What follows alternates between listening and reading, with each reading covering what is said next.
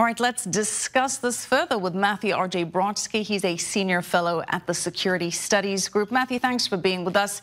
And Matthew, U.S. Secretary of State Mike Pompeo calling this an Iran-focused A-team. What do you think of the move? And do you see this task force succeeding?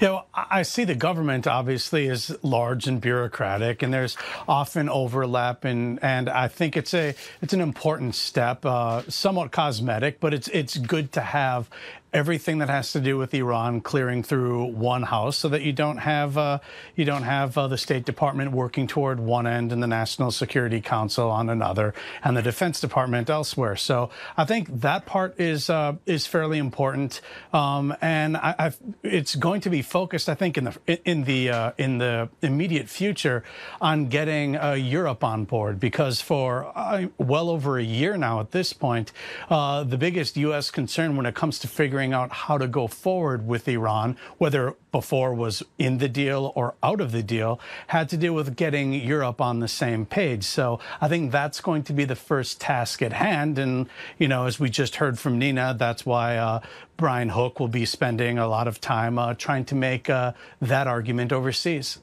Well, speaking of Brian Hook, he spoke today about his efforts to get international support. Let's take a listen. The administration will also continue to build the broadest level of international support for our strategy. Just yesterday, I was in London meeting with senior officials from Germany, France, and the United Kingdom for productive discussions on Iran.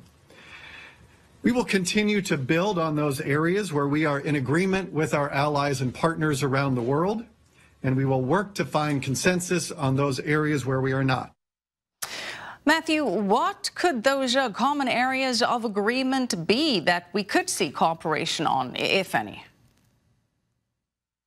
Well, it would be nice, I'm sure, from the administration's perspective, if they could get Europe to agree just at the outset that any deal that would be coming with Iran, that if there was anything to be discussed, that it would contain Secretary Pompeo's 12 points that he made months ago, where it addressed really areas of the regime's behavior that really were just left unaddressed in Obama's nuclear deal. So I think that would be nice to begin with. But I think specifically Europe really wants to see if it can find ways to insulate its businesses so that it can continue to make money and to make a profit with Iran. It's actually European companies have been quite good at doing that over the years. Obviously, we know that you know, Hezbollah, they have a different version between whether there's a military wing and then a political wing. So they try to find different ways of insulating businesses. And that's why the most important thing that Brian Hook had said today when it came to the formation of this group is that in the November 5th deadline, secondary sanctions they're going to go into effect as well, which means these businesses in Europe that try to escape, they're going to be hit by American sanctions then.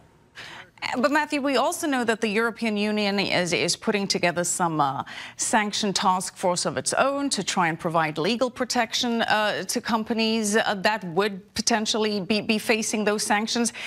And really, the Europeans have been very strongly defiant of the president pulling out of the deal. And it's quite puzzling, because if you think about the intentions here, the president, of course, pulled out of the deal because of its major flaws, the restrictions on inspections for the like, the concern that it only kicks the can down the road with regards to Iran's nuclear ambitions, and that when the sunset clause does come expire, then Iran is in a better position than ever to go ahead with its nuclear weapons.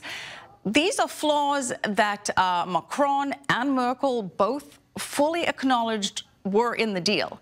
And yet they have been so adamant about keeping with this current deal. Surely if they wanted to force change in Iran, they could pull out of the deal as well, put more pressure on Iran with the U.S., and then really get Iran into a better position and put together a better deal. Why are they so against this?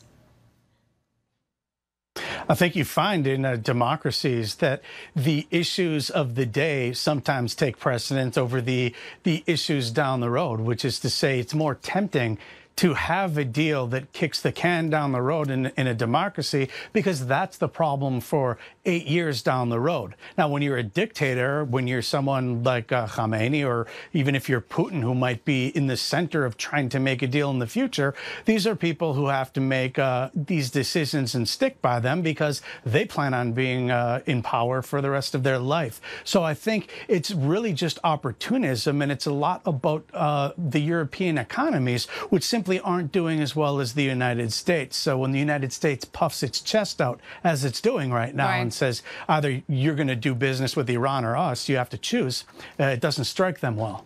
Well, I think most companies have already shown that regardless of what the official position of their home countries are, they're going to choose to do business with the U.S. Matthew, we've discussed the notion that the sanctions may be a way to foment unrest and thereby foment regime change. Do you see the special task force as taken any kind of action to support potential resistance on the ground in Iran, and should it be doing that? Yeah, I think where we are is in a fuzzy line, so to speak, but it's essentially the administration officially is not promoting regime change. If they were to say such a thing, they would get pegged from all quarters.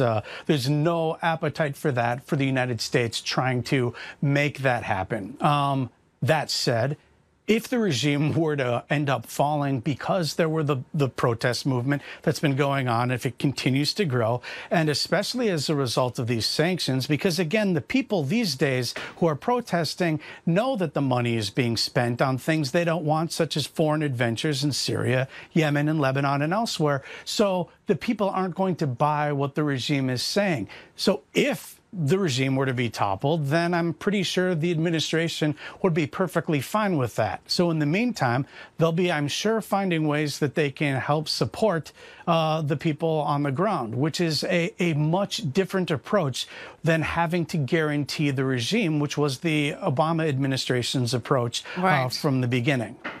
And an oppressive regime, of course, at that, as we know. Matthew, thank you so much. Matthew, RJ Brodsky, appreciate it.